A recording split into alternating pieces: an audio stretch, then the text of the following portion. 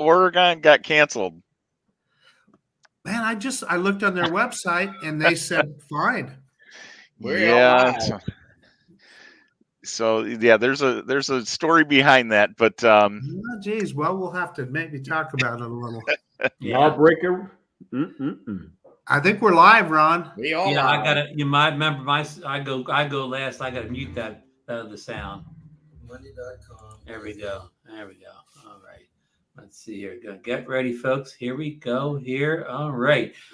3, 2, 1, and welcome into Drone Nation for June 24th, 2024, an evening with Ryan Latourette. And also, this is the first Drone Nation of the summer. This is our first summer show here. So I think we're having a good show tonight. Marcus didn't know whether he could make it or not. He's on the road in an undisclosed location near a coastal city, but he will be part of the show tonight. And of course, Johnny was kind of going to sit in for him because we didn't know. So Johnny's here, DeMarco, and our special guest, Ryan. So it's going to be a good show tonight. I do want to give a little shout out to thoughts and prayers, really, for Bill G. Do you know say Bill G's last name, Johnny? I do not. It's Qin Dynasty is what he goes by. Qin Dynasty. Used to. I think he actually just Bill G now. Okay, he's a big fan of this live show. He's in here a lot. So now he is in the hospital and he's waiting for surgery, but I think he's comfortable now. He's got his phone by him, everything, just waiting for the surgery. Yep. So I hope everything goes well here. And real quick too, I want to announce tonight is Game 7 of the Stanley Cup. It's on right now. The score is 1-1. That's the Florida Panthers and the Edmonton Oilers. The series is all tied up, 3 games apiece. Game 7. So if you guys have to sneak away for a few minutes to watch a hockey game, we understand tonight. I don't think any of us are. Well, none of us are in a big hockey city. I don't think. Well, I guess I'm. New Jersey has a team, whatever. But so anyhow, based on what I've seen on YouTube and on Facebook of the Oilers girl, I'm rooting for Edmonton. Okay. Anybody that's seen those videos knows what I'm talking about. I haven't, but I think Johnny does. Okay, yeah. I don't know what hockey is, but hey, I'll go along with you there, Marcus. Hey, Ryan, are you a big hockey fan? Who am I? Yeah, Ryan, you a big hockey fan? I not especially, but my Spartans, my Michigan State Spartans, got into the finals rounds. So yeah, I'm looking forward to next season. Let's put it that way. Okay. There we go. Too bad you can't fly a drone over that. I married a Michigander. Sorry. The Wolverines. Okay. Well, I think we got a story about the Michigan Wolverines. Wait, hold on. Here tonight. Ron, hold on for a second. Like we want to say, congrats to John Flynn. He has a new son-in-law. He does. Congrats, John. Yeah, John had a big wedding this weekend, or should I say, he paid for a big wedding this weekend. Yeah, he did. Hey, he did that too. Hey, you might be able to pick up a drone real cheap from John, just saying or something. He put out a great video. Catch his video of his daughter's a little bit of the wedding and while they was in a gown and stuff. It was pretty neat. On his YouTube channel? Yep. Yeah. So okay, well, I know we get into a big show. We got Ryan on here. It's going to a lot talked about tonight, a lot of legal issues. But Ryan, I see you in a lot of shows, but nobody ever talks to you about your drone flying. Kind of give us a quick synopsis of how you got into drones and what drones you're flying right now. You bet. So my funny story is I started drones back in it was 2012 or 2013. It's been a while. The prehistoric days of drones. The prehistoric days, yes. My family was selling a family farm, and I kind of wanted an aerial shot of it. And so I shopped around. I called the Cessna companies, the helicopter companies. Everybody wanted $2,500, $3,000, $5,000 to take one shot. And I was like, I'm not paying that. So I cruise around on the internet. I see this thing that, hey, it flies. You hang a GoPro from it. I got a GoPro.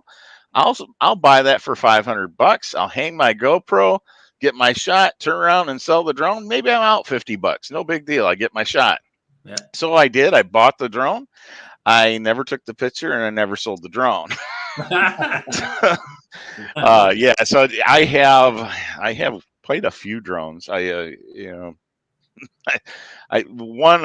working with a company that does drone light shows, so the access to a lot of drones happens there. But yeah, my main two right now are probably the DJI Mavics. I've got a 3 and a 2 Pro. Okay. And both those are exceptional in the wind.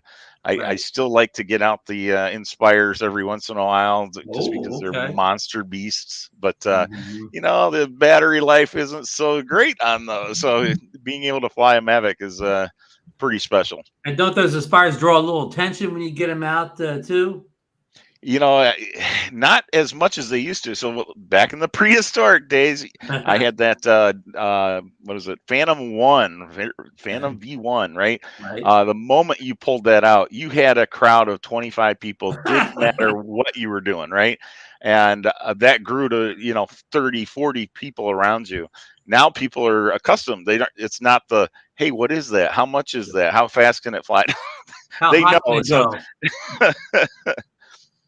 yep.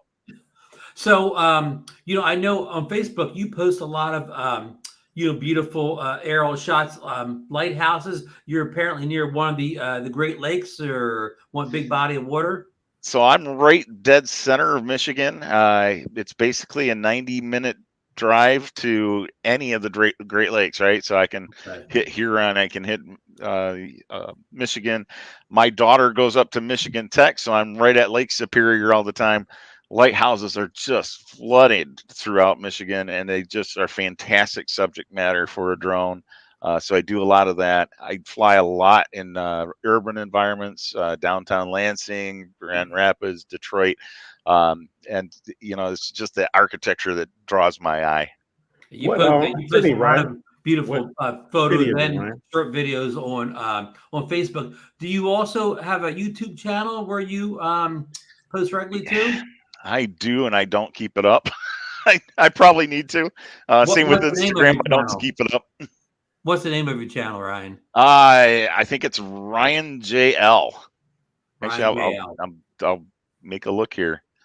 You throw it in the chat, or if anybody wants to follow Ryan on the YouTubes. But Ron, I think DeMarco had a question. No. What city, Ryan? So I am out of Grand Ledge. I'm about 10 miles west of Lansing. Okay. My wife's from Howell, and we lived in Portage before we actually moved here. So. Yes. Yeah. And Portage just had a big tornado. It had 2 tornadoes. Yeah. Mr. Flynn knows. Yeah. So did we here. So okay. I'm in Arkansas now. We actually had a pretty bad one. I do storm chasing too. So yeah, it's kind of interesting. Yep. So lighthouses. I just flew the Tillamook lighthouse a couple days ago. Oh, nice. And my favorite lighthouses are North Carolina, the Outer Banks. You got to get to the Outer Banks for lighthouses. Joe Blaylock, another, we met him at, Spin Up a couple times. Joe's on the Oregon coast right now too, Marcus. Well, Joe lives pretty close. He lives in just outside of Goldendale, Washington. So it's not too far of a drive for him. And Ryan, you want to see some beautiful lighthouses come down the Jersey Shore? We have a couple of good ones, including the Cape May one that's beautiful. And if you would like to come to the Great Florida Drone Meetup next year, the Jupiter Lighthouse is among one of the better lighthouses you'll ever see. In a perfect, guys, tell him how great of a location that lighthouse is in Jupiter. Well, let me say this, Ron. It's not a mile and a half out to sea like the Tillamook Lighthouse is. Okay. Easy to get to. Yeah, great place to fly from right there too. It's right on the inland waterway, and the access leads kind of right to it from the water. And there's like a park we go to where you have a perfect view of everything. It only takes you a couple minutes to fly. If you're a local in Florida, you call it Dubois Park. If you actually, know a little bit about French, you call it Dubois. Actually, if you go in the oldest house in Jupiter there in the park there, the tour people call it Dubois, or they say it the French way too. Dubois.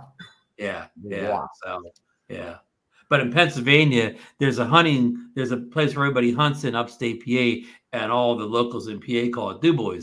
They're going up to Du Bois to hunt this weekend. So anyhow, enough of the pronunciation. So what, I don't know how long Ryan can stay with us, so let's kind of get right into some of the subjects we have, Ryan, on the show for tonight. Now, we talked about this a little bit offline. The University of Michigan has been in the news a lot lately, and apparently they're in a legal battle with the Michigan Coalition of Drone Operators over a lawsuit that's been filed. And the University of Michigan is kind of trying to make their space over their campus no-fly zone or whatever. And if I'm saying anything wrong here, Ryan, correct me right in the spot, because that's what we're here for.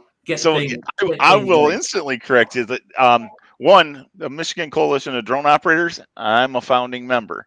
So when we're talking about this lawsuit, yeah, I'm involved. We are suing the University of Michigan.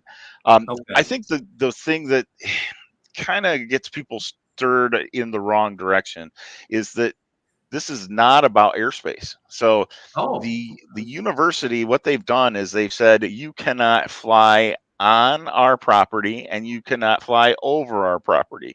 So it's twofold, right? Now, in the state of Michigan, we have a preemption law, and our preemption is MCL 259-305. It specifies that political subdivisions cannot create or enforce their own drone ordinances. So we had already had this experience with Genesee County, where a drone operator flew at a county park, was detained. We sued them. We won an injunction against them.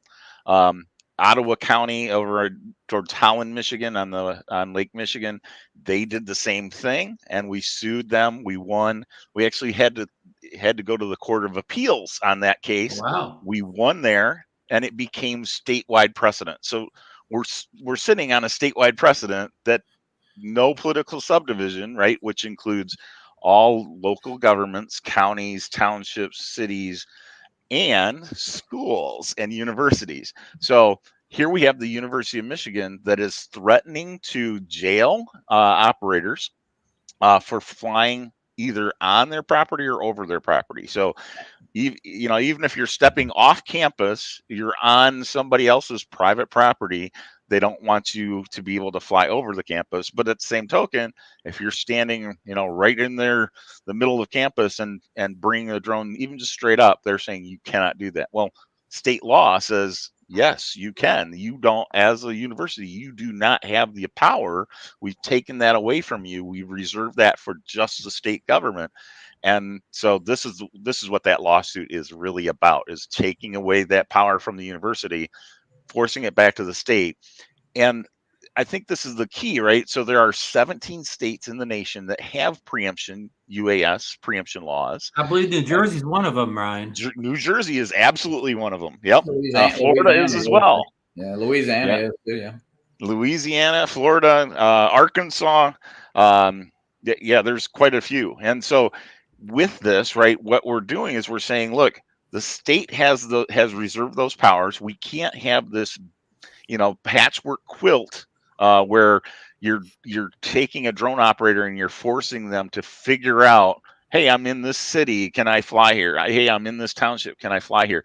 Instead, they're having to go to the state and say, oh, yeah, the state preempts them, and the state is pointing back to the federal government, to the FAA, to say, yes, you can fly as long as you follow these particular rules, which we know is Part 107 or 44809 for hobbyists.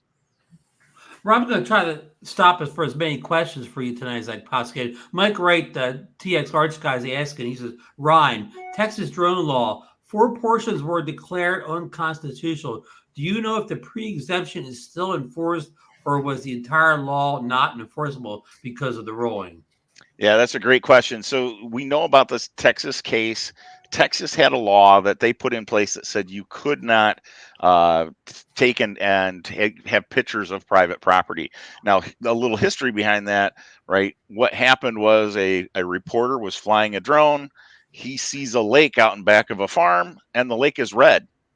And he's like, what's going on here? Well, it wasn't a lake. It was a pig slaughter farm.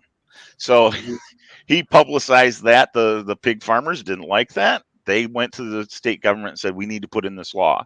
So when that law got put into place, the National Press Photographers Association sued the state of Michigan or state of Texas and said, you cannot do this. What you're doing is wrong. They won at the lower court. It got appealed. They lost at the higher court.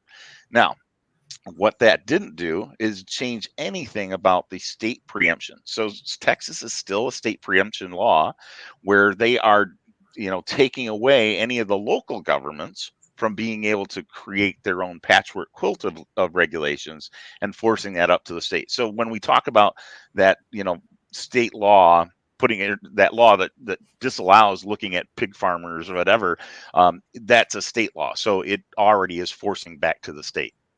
Okay. And Gary Nemo here, he's asked if North Carolina is one of those pre-states, one of the 17.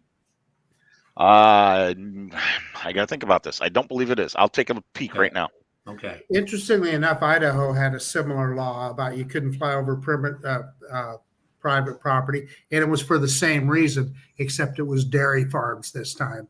But I don't know how it happened. I don't know if it was a legal challenge or what, but eventually they changed that regulation, how it read, and you no longer had to have written permission to fly over private property. So I don't know how it came about, but they did change it. Yeah. Interesting. And I did just look. North Carolina is not a preemption state. Not okay. So any little town can put their own drone regulations in place. Unfortunately, yeah. Yeah.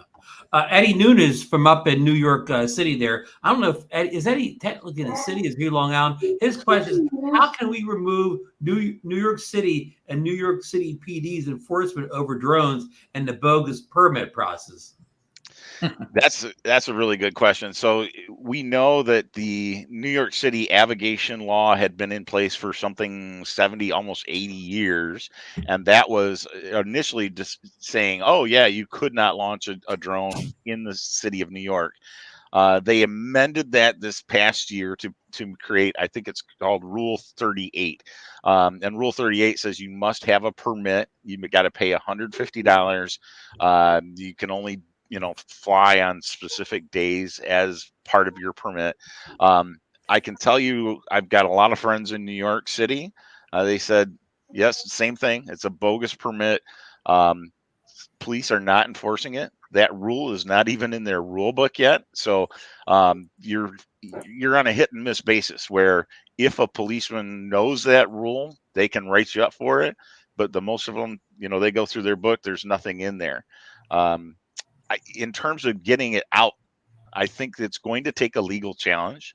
I think the legal challenge has to start looking at the parameters of that permit, right? Being able to only fly on certain days is a real problem when you have to apply 30 days in advance. Yeah. Right. I don't know what's going to happen with the weather. And so if you can convey that to a court, then the court may say, this is overzealous and we're going to toss this. Thank you for that. Yeah. So anyhow, back to the University of Michigan, the police enforcing. So the campus police are allowed to step off the campus and enforce laws. That's kind of one of the interesting plays, is that we had drone operators that were flying in the backyard on a private property, and campus police came onto that private property to confront the drone operators. Wow. Now, when I heard about that, I was like, hey, we got to do a fly-in. We're going to have to do this at a place where they do come onto the private property, and we post no trespassing signs everywhere, because that's trespassing.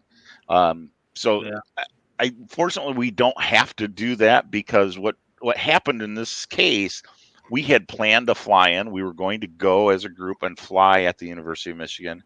And before that took place, their general counsel got wind of it, and the interim chief of police sent a letter, and it was a very threatening letter to say, we will jail you. It's a holiday weekend. You're going to spend the entire weekend in jail, and you're looking at huge fines. So at that point, we were given standing. We had a true threat that they were going to do us harm, and so now that's the basis for the lawsuit. But Jail you for what, Ryan? Like what's the penal code that they're breaking? I mean, what is it? Well, that's the thing. It's their ordinance, so it's not even a penal code, right? It's violation city of their ordinance. general ordinance. Saying what, that you can't fly drones at all? Their You can't take their off, or- their ordinance basically says that you are not able to launch, land, or operate a drone from or over campus property. So it's all encompassing. It's not just saying it's a no-fly zone. They're literally going after your ground use jurisdiction to say you can't even be on campus. Jeez. So Ryan, when a university, like, okay, if Fox or NBC wanted to use a drone footage before a televised event, I mean, they could give them permission, or I mean, yeah, and they do, right? So I think that's the understanding of most universities, is they think we need to protect our athletes in a big football game. And of course, the University of Michigan has the largest college stadium in the nation. And there's a 3-mile TFR that's around that stadium for game time. right. There have been drone pilots who have flown during a University of Michigan football game. They've been arrested. They've been prosecuted. Everything's working as it should. So the university has really taken this above and beyond and said, well, we're just going to continue to do that 365 days a year, 24 hours a day. And they can't do that. And that's what we're telling them. And obviously they know that y'all have won most of the cases against. So I guess they won a lawsuit. I mean, is that, I mean, I'm wondering why they want this lawsuit. I have consulted with them several times over the course of the last 5 years. The response from the Ann Arbor police has been very positive. The response from university control has been very negative. And yet, here we are. We know that this was coming. They knew that this was coming for a while. And they have to look at our record. MCDO has never lost in court. right. Never. So I anticipate we're going to win. I expect to win. Mm. I was actually there 2 weeks ago. My family and I took a trip up there, and we toured the campus. I did not have a drone with me. Show us that video, DeMarco. Show us that video. Yeah. I mean, but I wish I would have known about this, though, because I would have. I would have challenged you. The family was with me, so no. And that's one of the things that happened was we did have some members who were flying who got confronted by police, and they were like, you know what? I would press this, except I was with family. And, then they said, okay, I'll acquiesce. And I think that's been part of the problem. So I will tell you that shortly after the fly-in letter, I went down and wanted to antagonize a little bit. So I stood off property. I was directly across the street from the administration building. I fired up the drone knowing that they have counter UAS technology there, so they could see my drone when it turned on. I sat for 15 minutes with the drone on. Nobody showed up. I thought, okay, I'm going to fly straight up and straight down. I'm not going to go anywhere over their property. Let's see what can happen. They didn't show. Now, is that because they didn't see me and I don't know, right? But had they come out and about, I didn't have any family with me. I was ready to have that confrontation. We would have, talked it out right then and there. Usually when I have those types of interactions, the police get a real good idea that they're dealing with a professional who knows the laws about drones, and they tuck tail. So, Ryan, one of the questions I have is that the people that they got caught, they were flying from a private residence, but they were in the airspace. Do they have authority to come to a private residence? I understand they would have authority on the campus, but wow, that's pretty wild that I didn't realize they had authority outside of their jurisdiction. Yeah, it's kind of questionable. So they claim that they do because they have a mutual aid agreement with the city of Ann Arbor. But in order to use that mutual aid agreement, there's got to be some provision of a law being broken. And this is not a law. This is a university policy. So a policy. Yeah. And that's where you kind of go, okay, you are trespassing at this point, except there was no trespassing signs posted. So I think that's one of the things that had that taken place, it would have been a call to the Ann Arbor police. Hey, we've got campus police officers who are trespassing, and now that's a criminal offense. Oh wow, yeah, yeah. Interesting. John Flynn saying he flew over Western Michigan University and it was never challenged. Yeah, they do have a drone ordinance, and it's very much similar. Yeah. So we're really going after the big guy on the block, because once we knock off University of Michigan, everybody else is the domino that falls. Right.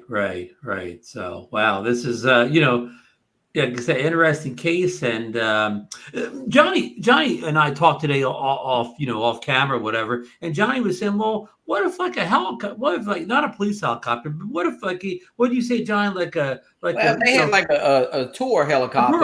I mean, I don't know if they fly over campuses, University of Michigan campus. Would there be any issue? Well, yeah. So they do have helicopters that. There's a helipad at the hospital there, so helicopters are flying over all the time.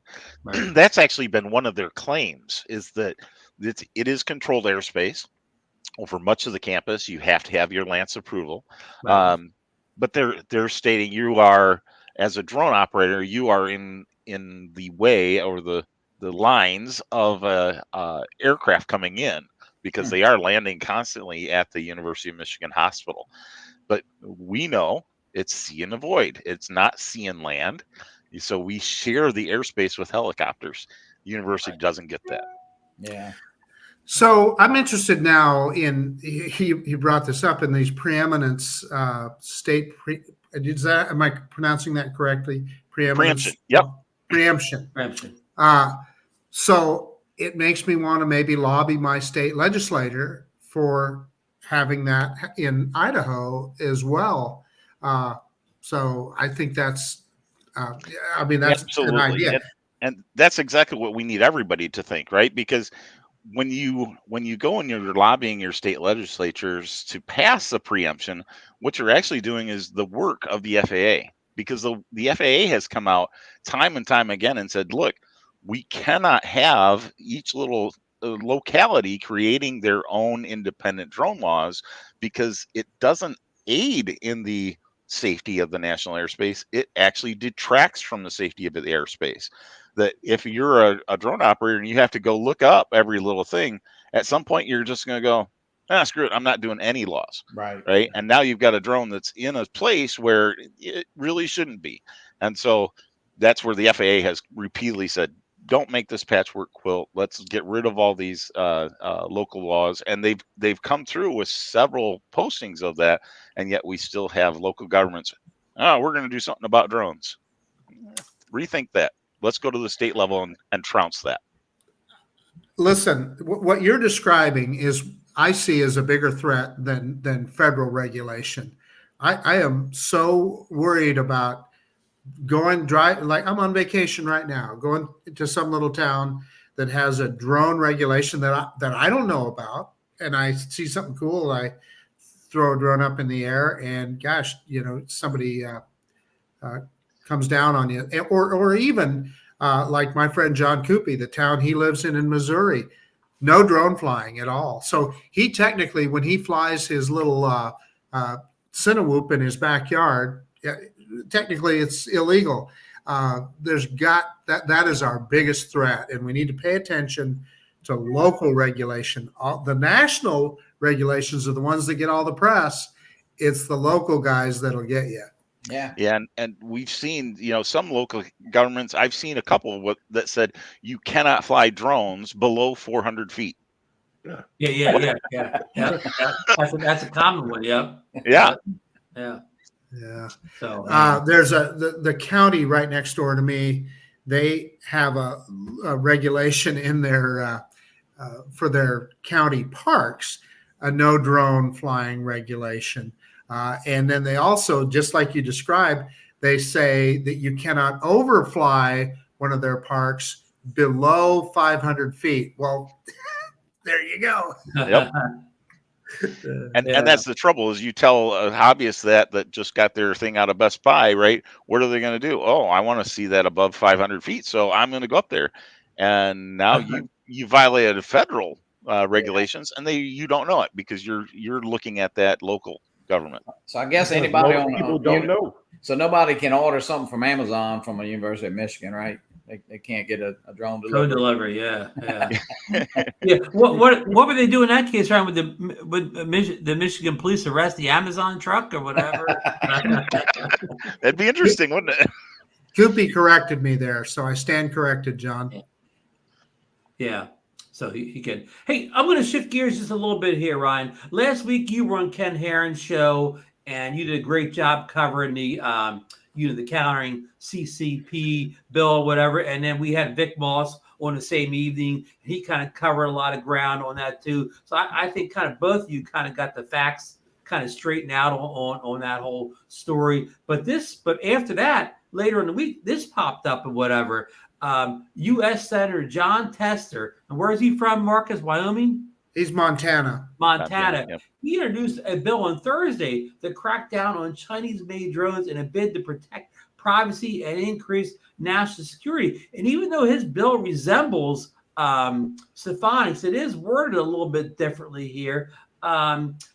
He wants to add Chinese drone manufacturing DJI to the Federal Communications Commission cover list, which would prohibit the company's drones from connecting to U.S. communications infrastructure. He wants to require the Department of Defense to determine whether other Chinese drone manufacturers should be added to the list of Chinese military companies operating in the U.S.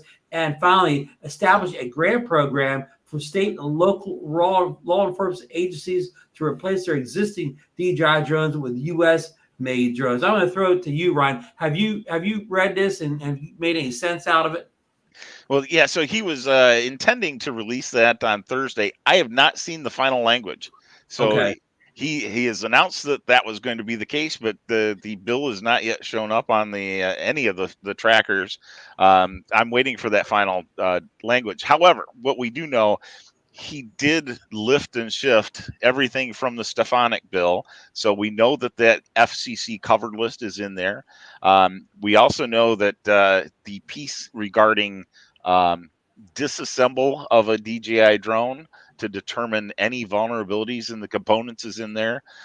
That's the one that has me scratching my head, right? Is that we're going to ban something because we don't know if it's got vulnerabilities. So let's take it apart and find the vulnerabilities after we ban it. That tells you right there that this is not about DJI. This is pure lobbying from another U.S. company. We all know who that is, right? We're nodding. We won't say the name, but we know. So this is telling you my lobbying money works, is what it is. And unfortunately, I do anticipate that this is going to pass in the Senate when they go to conference. That language is going to be absorbed no matter what. And being the NDAA, it's going to pass no matter. The president is not going to veto this. There's no line item veto. So once this language gets in there, whether it's in the initial bill or if it's in conference or in reconciliation, it's there. And so now we deal with it. But the neat thing about this is it doesn't really impact anything except the future. So you've got your drone today. You're going to be able to continue to keep flying that drone. It's not going to get bricked. I know that there's been people saying, "Oh, well, they're going to shut off communications to it." Right. I'm sorry. I don't connect my drone to the internet. My iPad is not connected to the internet, so you can fly this until the cows come home. Right. And that goes for all of your DJI devices too, your cameras and so on. So yeah, so what you own now, you're good for the end of time. But okay, here, I'm asking you to speculate here or whatever now. So our DJI drones are still going to work. But when President signs this bill, do you think we'll still be able to, will DJI still honor our warranties and care refreshes and all that going forward on our drones? Yeah. So what's interesting, you think about, let's take one of the Mavic 3s, right? So Mavic 3 it's getting older. It's been out for almost 2 years now, I think. I think going on 3 years this fall. 3 years. So we're due for a new one, right? But that Mavic 3, you could still sell it You could still Oh, sell yeah. brand new ones. Yeah. It's been FCC approved. The signal's been FCC approved. They aren't changing the signal, right? So as long as DJI continues to pay their FCC fee for the license, that drone stays around. You can continue to sell it. It wouldn't be surprising to me if DJI went, you know what? No U.S. manufacturer is going to catch up with us for another 3 years. Let's just keep shipping this one to Best Buy. Let's keep shipping this to Amazon. And they could do that, right? Right. Same thing with all the parts and components. So you need new batteries. Yeah, they're going to be able to send those in. So until these wonderful U.S. made drones show up, they're good. When do they show up? Yeah. I haven't seen a U.S. drone that can compete yet. Yeah. They just As don't far as hold we know, water. nobody can name a U.S. made consumer drone that's in current production. Consumer drones, no. Consumer drone. So Ryan, I think I know the answer to this already, but I'm going to just kind of ask it for the greater group. So in Idaho, I live pretty close to Canada, right? So DJI comes up with a hot rod new drone. I drive up to my friend Lauren Donauer up in Calgary, go to his drone store and buy that high zoot new DJI drone, bring it down to the United States. I could still fly it, but I would be illegal because it does not have FCC. The transmitter is not FCC approved, correct? Correct. That's exactly what would happen. So you, by crossing the border with that drone, right, you are importing it. You would be in violation of the law at that point. But they got to catch you, right? So once you get it home, yes, that drone is still going to fly. It's still going to take off and go and do whatever you're anticipating it to do. But you would be operating it illegally because you brought it over the border. Now, it's the same token, right? You go to Canada. I'm only, an hour and a half drive from Canada too. I could go buy a drone over there. I could put it in a locker, right? And every time I just want to go out and drone, I drive an hour and a half to Canada. I'll fly it up over there, right? I could even fly it right down the Detroit River and take pictures of Detroit as long as I'm on the Canadian side. So the Canadian side. That's the thing that's really funny to me is that we are the land of the free and the brave, and yet we aren't free because everybody else in the world gets to fly this, new DJI, but you don't because two people, a senator and a U.S. rep, has decided, we're going to no. Like we're bill. free, but it just takes a check. Yeah. It just takes a check. Yeah. Well, in my situation, I happen to have a YouTube channel and I fly over the Snake River Canyon quite often. So they'd kind of, if I flew it over there, they'd know, hey, no, that's not Canada. That's the Snake River. Yeah. Ryan, on the third point on Taster's bill here, he says something about require the Defense Department to determine other Chinese drones. So is that something lacking in Stefani's bill, that she only concentrated on DJI, or it looks like Tester's bill is going to wants them to look at all Chinese drones and not just DJI? So that means people like Altel also could come under the same regulation. Yeah, so when the House bill started to come in under scrutiny, right? Stefanik looked at this and she was hearing the buzz that, well, this was banning DJI, but every other drone in the world is well above the U.S., right? Autel, etc. And she said, hey, wait a minute, that's not right. And so I know that the Tester bill is starting to look at that, and they're saying, hey, not only are we banning DJI, we want the leg up to go to the U.S. companies. Holy So what they were doing is saying we should be able to ban or disable any components being used from Chinese drones, any drones that are built in China. Now, what they were trying to do is pinpoint this to a couple of different ones, right? The one that you were just bringing up, Marcus, that's one of them. Anzu is another one. So Anzu is a copy of a DJI Mavic 3 Enterprise, right? Everything identical to DJI. There's no spec changes. The whole thing is DJI. It's that it's got a lost software or is supposed to have a lost software. Right, right. There's some question about that. Now, at the same token, is that an American company? Well, all right, you're building everything over in Taiwan. You're shipping it here. You've rebranded it. You've relabeled it. We have a number of companies that did that, right? EXO is another one that they went out, shopped. They found this Chinese drone. We'll put our brand on it. We'll mark it up. We'll sell it. It's a common business practice. The legislation is trying to look closely at that and say, hey, let's block out these China drones and give our leg up to American drone competitors. Well, tell me this: where are you going to find a microchip for in the U.S. built for a drone? You can't even find them for a General Motors truck, right?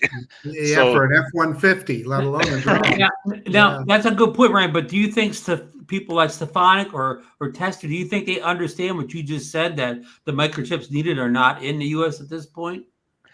I don't think they care, right? This is an America First crowd. This is a isolationism. This is a geopolitical posturing.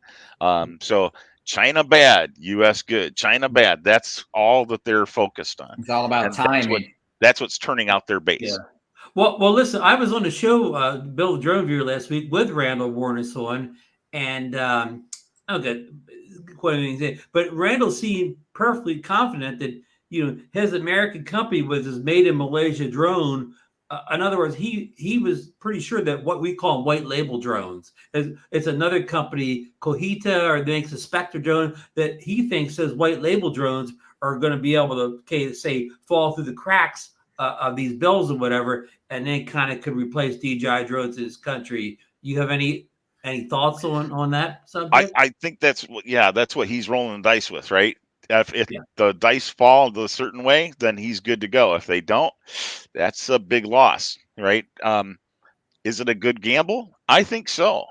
I think one of the interesting things about any type of law, it has to go through a ton of scrutiny. Mm-hmm. The whole idea of having a bicameral government is so that you slow things down.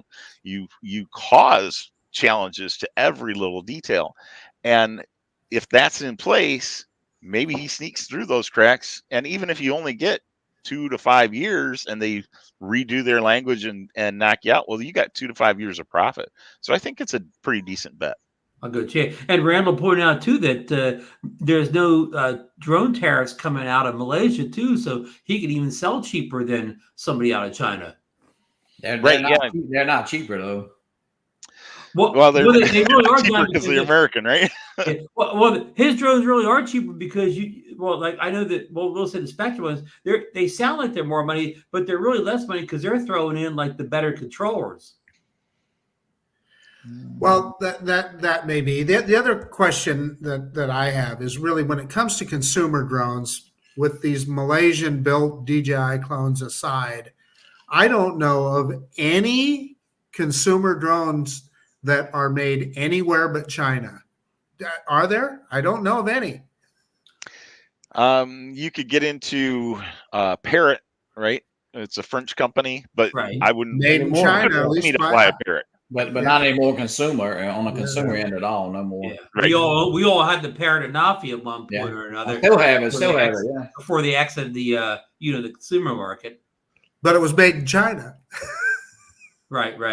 Even though it was owned by Parrot, who is a French company. I mean, the components are everything's out of China. Yeah. It was assembled in China. It was shipped from China. Yeah. But which makes sense. I mean, American companies have a lot of things built in China as well. So, absolutely. Yeah. Well, let's go down to the Congress and the Senate and remove all their cell phones, their smartphones that are made with Chinese components. Let's say they're all threats to the U.S. government. They have to be removed from them. Cell phones, all your routers, you get on the internet with, smart watches, anything, anything. Cars.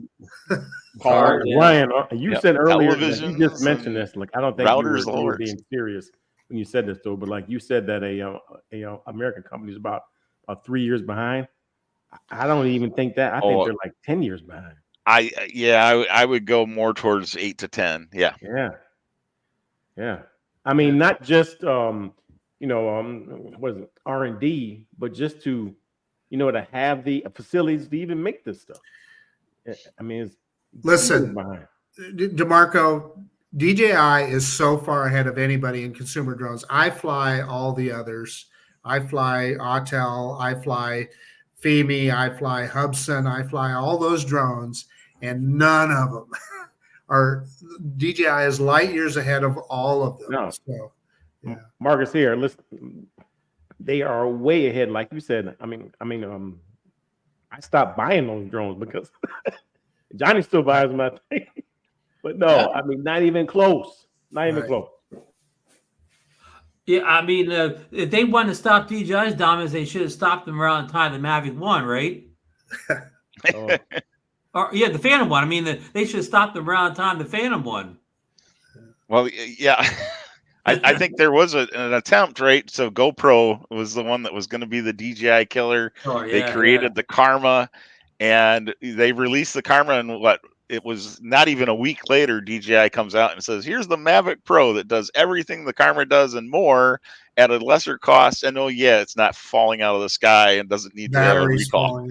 But to your point, I wish GoPro would have stayed in the business, and then we would have a competitor, right? They would have improved. They would have, I wish. Quite possibly, yep. Yeah, I wish they'd have stayed in the business. Hey, I'm going to change the subject for just a second before we get, but Ryan, we were talking before the show. I'm in Oregon right now on vacation, and I was encouraged by the work and you and some others did with the Oregon state parks. Now, before I left here, I also looked at their state parks website, and they have a whole drone page, and they basically said it's okay, just don't do anything stupid. Don't buzz people and don't fly around where there's a lot of people congregating, etc. But you're saying there may be some changes to that. Yeah. So what's interesting about Oregon is another preemption state. So back in, I want to say 2017, they passed preemption that disallowed local governments to create their own. That included their state parks. So their state park commission was not able to create their own drone ordinances. Fast forward to this is a couple of years ago now. The state park said, hey, we really want to lock down certain areas of state parks, especially where there's particular birds and nature and hikers that are, I think one was a rock climbing area. They consulted the state law, and they said, you know what, our hands are tied. We cannot do this. There is a drone operator attorney. He's well known in the industry. He sat with their board, and I think he's on their board, in fact. And he advised them how they could change the law to allow them to create their own drone ordinances. And sure enough, they lobbied. They were able to pass legislation in the state house that now allows the state parks to create their own drone ordinances. So there are state parks in Oregon that absolutely disallow drones in certain areas. It's interesting that you say that, because like I said, when I looked on their website, and they have an Oregon State Parks page on their website that specifically addresses drones, and they essentially said, just don't do anything dumb. And if you have any questions, they said, please ask permission first. Hey, I'm fine with that. Absolutely fine with that. That's one thing I'm not fine with. Don't force me to ask permission. I do that enough with the FAA. Well, yeah, I get your point, but in certain situations, if it keeps us flying, I don't know. I get your point though. Hey, we got a question from Waypoint New England here. He says, are teal drones, I'm sorry, I don't know what a teal drone is, 100% American made? It's a Utah company, Ron. Okay. So they are 100% American. I don't know, but I know that they're headquartered in the state of Utah. Never heard of it. Sorry, Waypoint, I'm not familiar enough to know. Yeah, but they're commercial. They're commercial drones. So okay, yeah. Okay, I'm going to swing back and forth to something that just came up over the weekend too, Ryan. Lawmakers call for declassification the national security risks posed by Chinese-made drones. On June 20th, House Committee on Homeland Security Chair Mark Green and another chair, Kathy McMorris, called for the Department of Homeland Security and Department of Energy to declassify information related to the national security threats posed by drone manufacturing in the People's Republic of China. The request highlights drones made by DJI and all telerobotics, which hold a significant share of the global market. What do you make of that, Ryan, this declassification? So this is just another game plan by the lobbyist. I can tell you that. In fact, if you were to go back to the House subcommittee hearing about DJI drones when they were looking at the FCC cover language, you had an individual in Craig Stapleton who was reading a report that was talking about the vulnerabilities of DJI. One of the things that he was saying, and I encourage anybody to go out and listen to this, right? Because you'll just get enraged. But he was saying DJI is a threat to national security because they have geofence, because they could take and make that geofence such that they would disable any place in the United States from allowing a drone to operate, or vice versa, turn a drone on such that it can only operate in a certain area and becoming an attacking force. And I'm thinking, that is not at all what the geofence is about, right? It's to clear you out from space. It's not to put you in space. And yet they've turned and spun the details on this thing in order to form their agenda.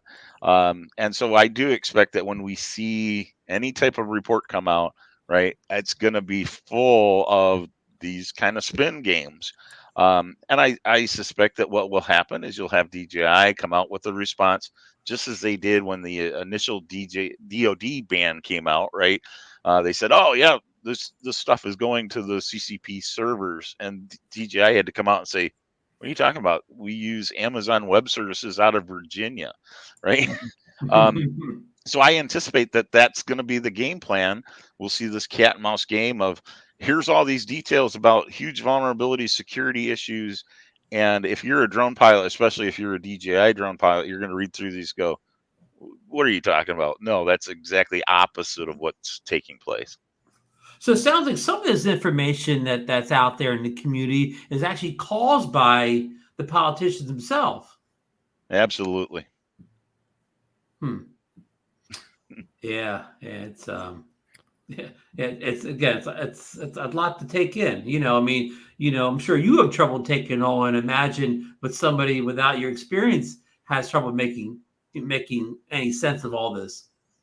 And we see that all the time. So I have operators that will contact me and say, hey, wait a minute, you've got to be against China because they are serving this information to their state government. And I will ask them, I said, when's the last time you connected your drone to the internet? Well, I don't know. Okay. But you're saying they sync up this data. Well, yeah, they do. Well, how can they sync it up if you haven't even connected? Well, I fly my drone. Yeah, you fly, but you're not connected. Well, I have to download a firmware. Well, understand that downloading is different than uploading.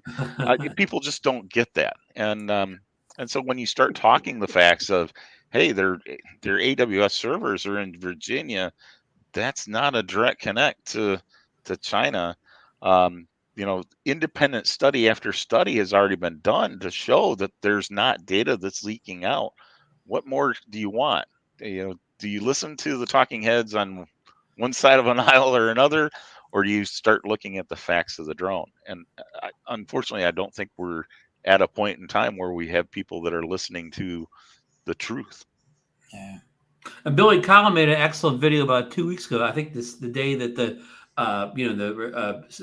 congressmen were voting on this bill, where he went to Best Buy, brought a brand new Mini 4 Pro, set it up with email he made up with a spot and a password, got it activated. Then he went into low data mode and turned everything off, deleted that email that he just made up and whatever password. So his drone would never, ever have to be connected anything again or whatever, and they don't have any information because all they required was an email that he deleted 5 minutes after he made it up to register. So if anybody feels like their drones transmitting anything back to mainland China, could you just perform that action Billy did, and that would stop any worries?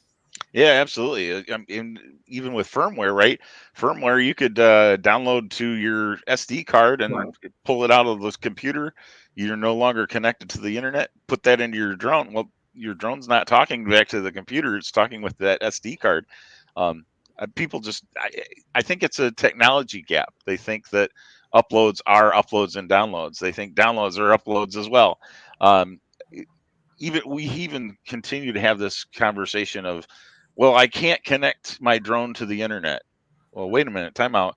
You can't connect your drone to Wi-Fi. Yeah, that's what I mean. Well, Wi-Fi is not internet, right? People don't understand that, and it's a challenge communicating. Yeah. So, I mean, sorry, Mark, go ahead. I mean, well, I just had a question for Ryan. Why does DJI encrypt our flight logs? I would think that would be a step. In other words, like if I upload my flight logs to AirData or something, they have to get the key to from DJI to interpret those flight logs. Isn't that something that they should just give to us as operators?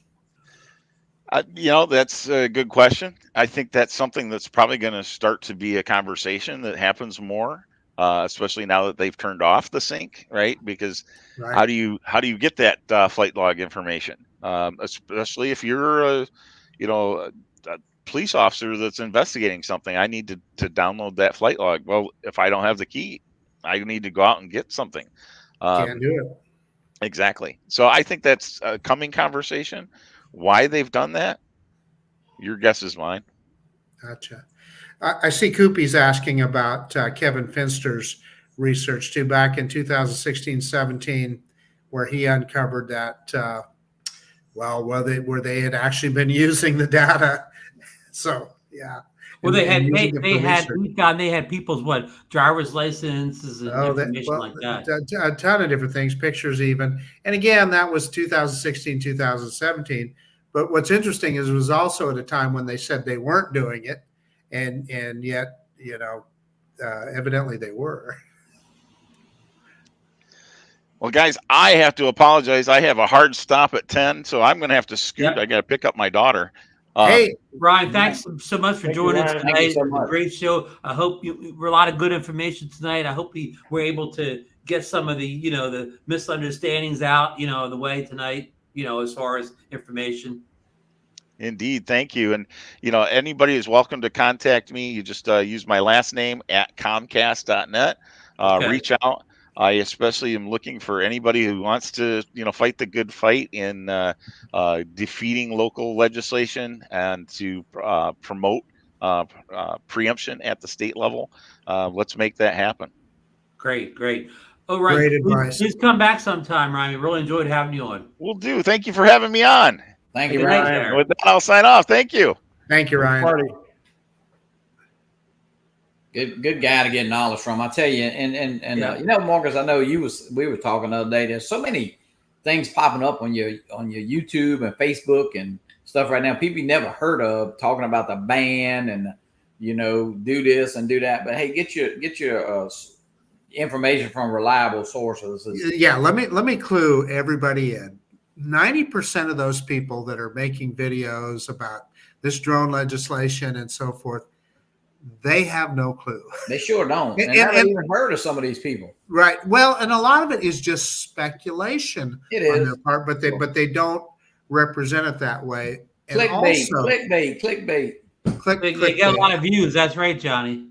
Anybody that tells you they understand all of it is just wrong, because there's so much of it yet that we as lay people, we just don't have access to and probably don't understand. Hopefully that will all come out. There's a lot of moving parts too, so things change almost by the day.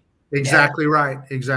So you just got to keep an open mind, and I've never been I've never been a pessimist. I've always thought that DJI. There's always going to be noise around the edges, but we'd always be able to fly our DJI and buy new DJI drones. I'm worried now. I gotta be honest with you. Just take like take good care of your current drones. Take good care of your current drones, because I don't know what's going to stop Ryan's this. right, though. Of course, maybe the Air, the Mini 4 Pro, the Air 3, they all sit in the shell. I mean, they're on the shelves that Best Buy for years because those drones are grandfathered in. Well, yeah. So that's just. I think Ryan made that point, and I totally agree with it. That it's not going to stop DJI from still selling a Mavic 3 Pro. I mean, they're so part of the rest of the field that their old drones are still ahead. Right. Exactly Absolutely. right. So, and we'll just see what happens with competitors and so forth. Let's just all do our best to keep our hobby alive. The piece of information that I took from him that I am going to do something about is that drone preemption law. I'm going to write my local Idaho legislators and see if we can get that rule in Idaho. And I think everybody needs to do that, because look at what Eddie is dealing with in New York. Look what John Coopy is dealing with in Missouri. I think correct me if I'm wrong, John, St. Louis just passed an anti-drone law. So your local legislation can affect you as much as national legislation too. And believe me, Mark, even when your state has preemption, like New Jersey, still these little short towns still try to put those little no drone rules. Or Michigan, just like what Ryan's going through right now with the was it the University of Michigan? It takes somebody like that that's willing to challenge those kind of. The average person would just say, "Screw it, I'm not going to fly." I don't. Yeah, right, Johnny. I don't have the whereabouts to one person to challenge some little town's drone laws. Right. Yeah. I'm looking at Ted's comment there, and Ted, I sincerely hope you're right, and I also know that Ted has some connections that the rest of us don't. So, Ted, you give me hope with that statement. Yeah, I mean, Marcus, I think you we talk all the time, and Ron, and of course, just, I don't know, 6, 8, 9 months ago, we probably would have said this would never go nowhere. Now, I don't know. We'll see. Like you said, Johnny, I talked about today a couple months ago why we thought it would go nowhere. We never thought that it would be tucked inside of a bigger bill that was sure to pass. I mean, if it came down all on its own, just out there, with nothing around it, I think it would be hard to go through than slipping it in that bigger bill and setting it through. But slipping it in, that's exactly what they did, Ron. But listen, let's get off the bad news story here, and let's get on to what we do best on DroneNation: speculate about stuff that's not even here yet. Okay, I'm going to start off. This was sent in by our good friend Richard. He's in the chat tonight. SSB 73Q. That's a secret government handle there. Richard said FIMI now has 2 new drones shown on their website, and I got the website right in the show notes here if you want to click on it. The FIMI X8 Tele and the FIMI X8 Tele Pro. Now, neither of these drones are available for purchase yet, and there's no pricing, but I believe they offer up to something like some incredible amount of zoom, like 60x zoom on them or whatever. Now, Rich, I discussed this probably is an optical zoom because the drone costs thousands of dollars. But I mean, I guess if it's a digital zoom, I guess for people that need to get entitled on something, this could be somewhat of interest. Have you guys, anybody went to the website and looked at this? Marcus, you get a chance to hop over to the website? Well, I haven't looked at it. I did just yesterday. Yeah, yesterday I flew the FIMI Mini 3 here at Seaside, Oregon. I sent that sucker way out over the Pacific Ocean. And you know what? I looked at the video. It looks pretty good. Pretty good. But you didn't have no 60 zoom on it or anything. No zoom, but I can tell you I had no connection problems at all. I had a really strong connection. And let me tell you, I sent that son of a gun. It was out there over the ocean, and it did just fine. Yeah. Yeah, good. I watched a review today from a man over in the UK, and he said something you've said in some of your previous FIMI 1 and 2 videos. he said it's among the fastest of the mini drones. It is. Now, I can't speak for this Mini 3 because I didn't really investigate that. But in sport mode, I can tell you the FIMI Mini 1 and 2 will do about 18 meters per second. So that's about 40 miles an hour. That's pretty quick for a mini drone. Yeah. The UK guy, he was trying to get the 40 mile per hour, but he just couldn't get there. He was getting in the, somewhere in the upper 30s. But he said it was no win. So Marcus got a question there, Marcus. Who does? Barkley, shut up. Oh yeah. It was. I think he reached Nashville from Idaho. No, he was on the Pacific. He saw Japan, but he turned around before. Yeah. He's got spotters. He's got spotters with radios. I did. No, you don't need a radio. I have to tell you, my wife has really good eyesight, and she was my VO. Actually, Superman was also helping him out with the VO, right? Yeah. What kind of eyesight he has. There you go. So, okay, let's get on to the. Hey, I want to answer Waypoint New England. I am absolutely not dumping DJI. Absolutely not. I'm a big DJI. Hey, and remember, Call me a DJI fanboy because I am. As bad as all this seems, it's 6 years from now, or 5 years. Well, it will be, 2030. You'll be good to 2030. Even if this DJI is stealing information and all of that, they can do it for 6 more years. So, Right. Yeah. Okay, here we go. This is what we've been waiting. Everybody's been waiting for this now. Our good friend Igor Bogdanovan, I don't know, at Quattro News over on the Twitters, posted a photo which he describes as the Air 3S. And a few days earlier, he posted a short video of the same drone. Now, I've actually got a leak here. I'm going to show you your arm a little leaked photo here of the the little hold me, guys. Let's take a couple. Somebody talk here while I get this photo up here. I'm reading Lon's comment there. FIMI has incredible range. They want you to send them back to China when they.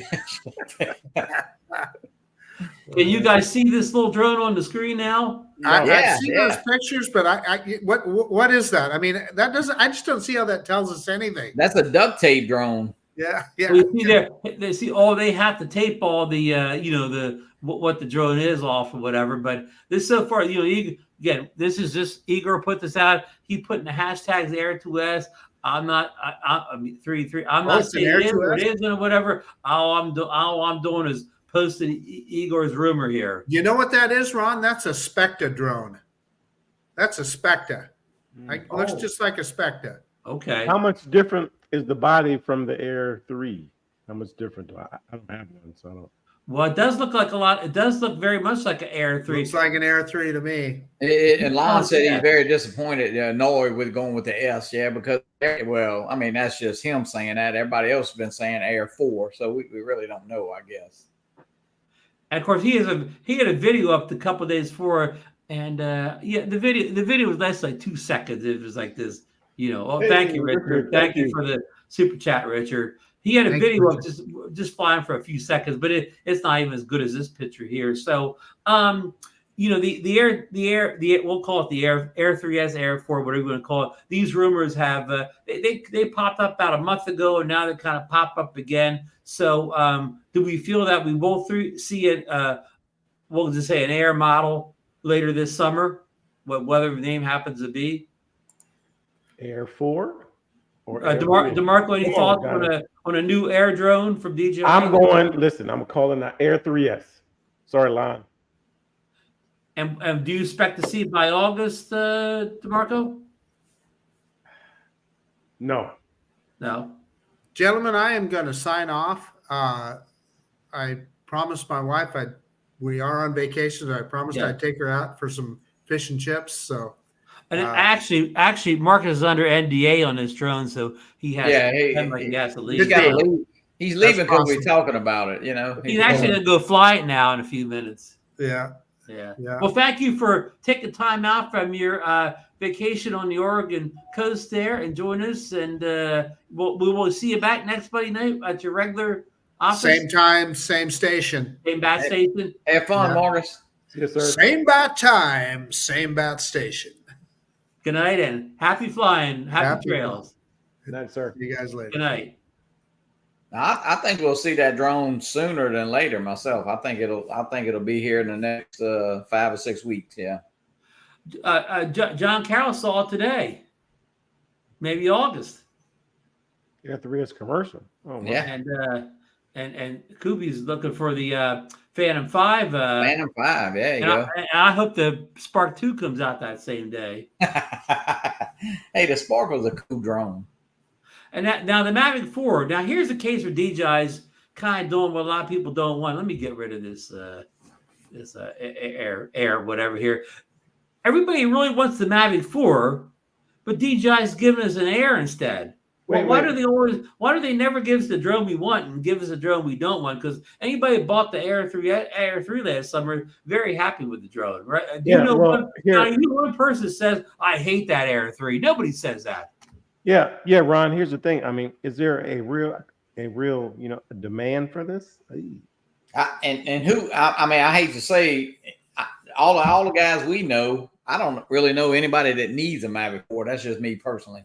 I mean, I know it could be a little bit better and all of that, but if you had the Mavic 3 and then you had the Air 3, the Air 3 is very close. And I'm very happy with the Air 3. You saved a good bit of money. So. Yeah. I mean, I did like Johnny did. Instead of buying the Mavic 3 Pro, which came with that 3X tele camera, which basically was the only real difference in it, so you had to sell your Mavic 3 and rebuy again or whatever, take a bath or whatever. You could just buy the Air 3, which is only $10.99. You still get that 3X camera on that. It's much less cost. And we said it many times, the Air 3 actually flies better than the Mavic 3 or whatever. It flies faster. It goes up and down faster. Yeah. I just think it handles better. It's a better flying drone, and you get the same 3X camera. It was actually reduced a little bit and had a lower price reduction. You get it for $849 last week. Yeah, I mean, you can't beat that. I'm going to tell you. You cannot beat that. It's probably John, would you agree? It's probably the best value in the line.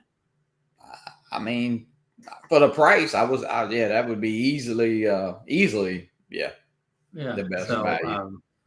I mean, it would make sense for them to come out with an Air 3S though, but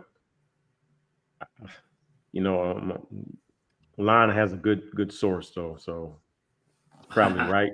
He's probably right. Yeah. I need the Air 3S still flying. The Air 2S. Well, the Air 2S is still a great drone.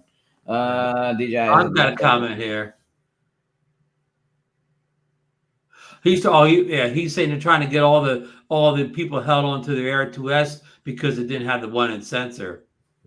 It didn't have the 1-inch sensor, but I mean, the camera was equally as good as I feel, and you could zoom. It got the zoom. You could zoom on photos where you couldn't do on the Air 2S. So I mean, much better drone to me. But they're calling it the Air 4. Air 4 or either Air 3S now. They kind of saying. So who knows? Yeah. Who's getting it, Johnny? You? Yeah, I probably would get it. Absolutely. Ron? I'll upgrade it. I guess I'll upgrade it. Hey, you might as well get them while you can as a t-shirt now, right? It may be the last DJI drone you can buy. I have the Mini 3 Pro. I hardly ever fly it. I just reach for the Air 3. It's so good. You don't have to worry about the wind. It's better. I mean, it's better in every way except unless you need 250 grams or something. Ron John Kubi said you need to get a 3D printer. He's but he wants me to get the Bamboo though. Yeah, John Flynn bought the little Bamboo A1. I think it's mini. It was $199. $199 last week. Yeah, you couldn't. You know what I'm going to do? I'm going to buy one, and when DJI gets banned, I'm going to print my own drones. There you go. Yeah, I'll print my own drones. Hey, I got a text from our good friend Alex Escardo down there in Florida. He got some inside information. Actually, got it from Igor. Igor now has touting rumors of a DJI Action 5 Pro camera. Wow. So they've never put the Pro moniker on their action cameras before. So I don't know what's going to be special about this Action Fire Pro? Could it be a 1-inch sensor action camera? I don't know. I'm still doing my Action 2 here, and it works great. Yeah, well, you may have to upgrade to the Pro.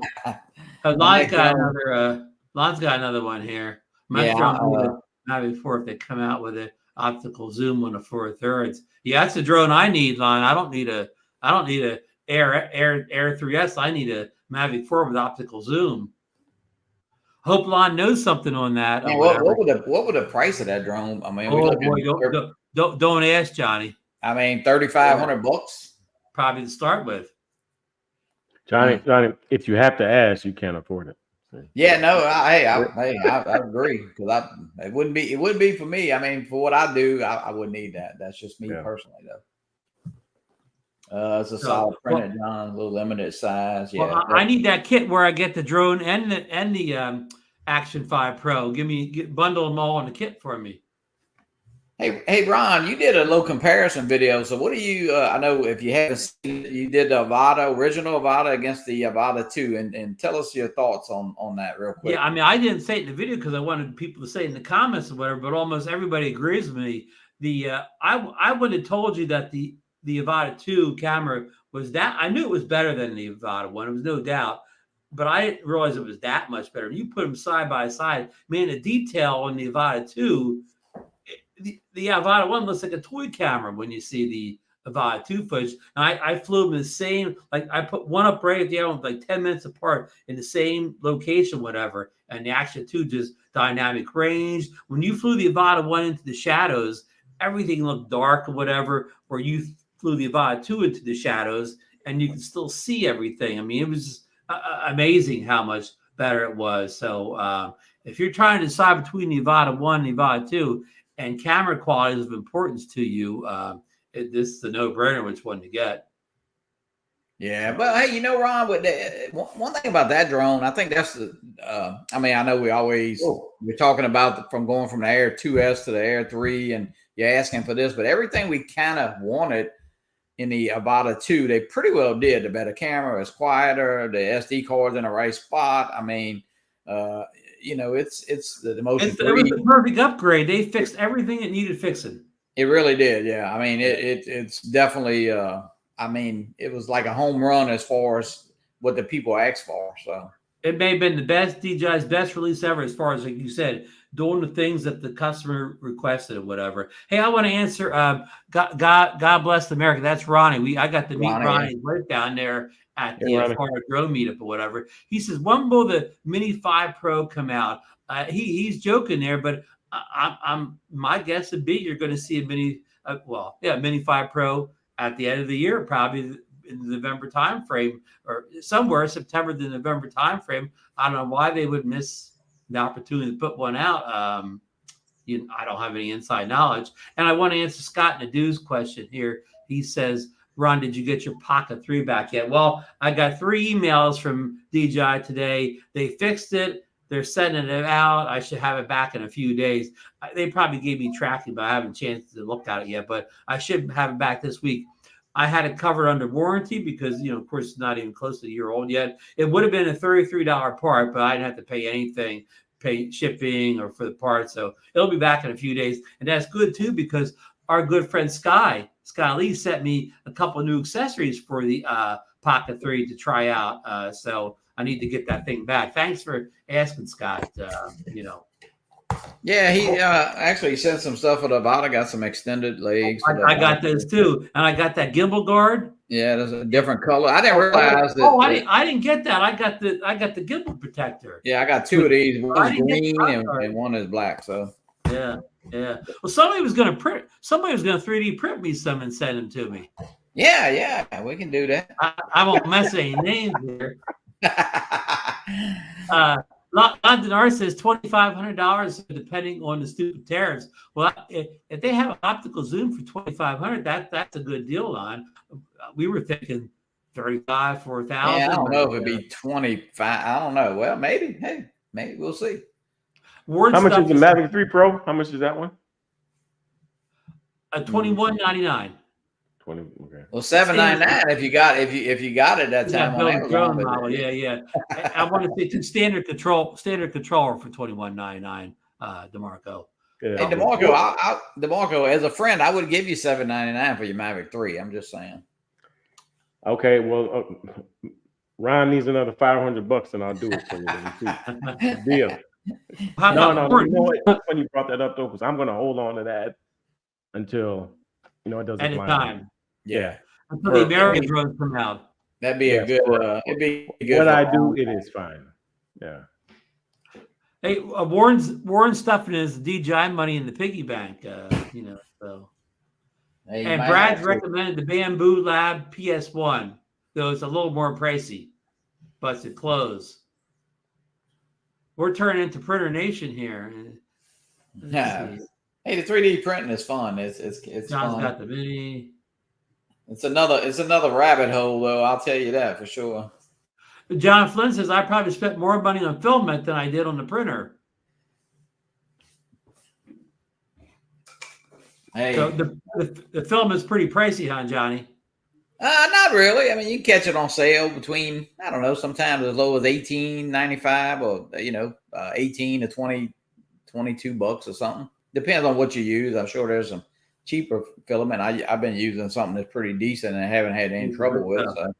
Yeah. And I think when you bought the like John bought the A1, I think they had, if you bought some, it was like, I don't know, 18, 20 bucks. It's not bad. You can print a lot of stuff with that. Cool. Update on the hockey game. The Panthers are up 2-1 in period 2. Yeah. Or period 3, sorry. It's just the period 3 started 2-1. So we have a lot of Panther fans in the community here. I know Alex and Bill the Drone, a lot of people, of course, in Florida for the Panthers. John said, "Yeah, I got my point. Yeah, I'm not getting the $7.99 Mavic 3. I'll let that go."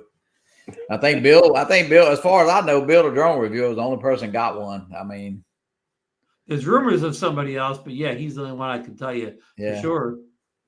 So, all right, Ron. Well, I think I'll wrap it up here, guys. I guess so. Great show, man. A lot of good information from Ryan. He's a great guy. And I'll tell you what, if you got any trouble with anything, or you got any law questions or drone type questions about the law, he's definitely one of the guys to get in touch with. So he's a good guy. Yeah. Hey, don't contact me or Johnny, right? Yeah, no. Hey. Hey, but that's crazy though, because I was just there at the campus of Michigan there, and if I would have known that, I wouldn't have flown it either though. But my kids are with me, the wife is with me, and I wouldn't have risked it either. I actually flew over our stadium. I mean, it was empty, of course, and nobody was there Sunday. I went and did a flight inside the stadium, So yeah, a good thing it wasn't the University of Michigan, Johnny. Yeah, but I did have one of those police officers about 2 years ago. I actually did some work for the university, but we were tailgating and I put my drone up and he knew me. He said, "Mr. Johnny, they really," and this is kind of what he said, "really don't want drones on campus anymore." So I just landed it and put it up because I'm so I don't know. I've never heard another word since because I've actually done some work for the university recently, but it's kind of like, I'm sure the University of Michigan, if they can put all those laws, but if they want to let somebody fly over, I guess they can let you fly. I guess. I mean, I don't know, but they're not going to win that case. So, Right. All right. I want to thank everybody who joined us in the chat tonight. Thanks everybody that had questions for Ryan here. Helpful to get all these questions, kind of help everybody make sense of what's going on. And, unfortunately, like Ryan said, this, what's going through Congress now and in Senate right now, most of it's probably going to get passed. So we're probably going to have to live with the fact that we may not see new DJI drones, after the president signs a bill. And that could be, who knows what year that is. But so I just keep flying and keep buying DJI drones until you hear otherwise, right? Yep. So, have fun with what you got. Yeah, absolutely. Yeah. Fly what you got for now. Worry about a year or 2 years or 3 years when it gets here down the road. It's not because nothing you could do about it if you've already contacted all your politicians or whatever. Well, I don't want to be political here, and I know we're trying to leave, but things do get reversed. I mean, again, I don't want to be political. I don't mean to take sides here, but abortion has been legal for like a good part of my life, and now it's not. So things do get reversed. Yeah. Right? Hey, So we'll still have the South Florida drone meetup in 2031.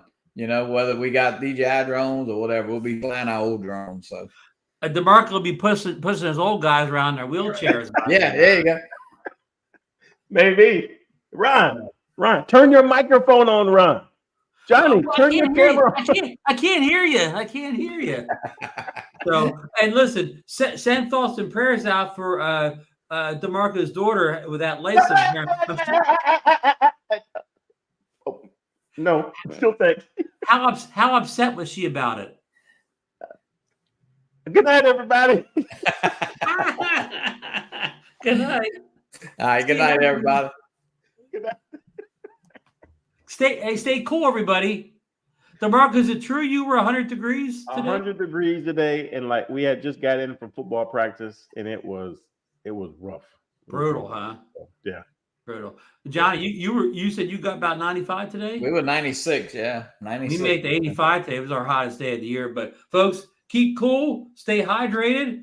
When you fly your drone, stand under the shade. All right, guys. Good night. Good night, everybody.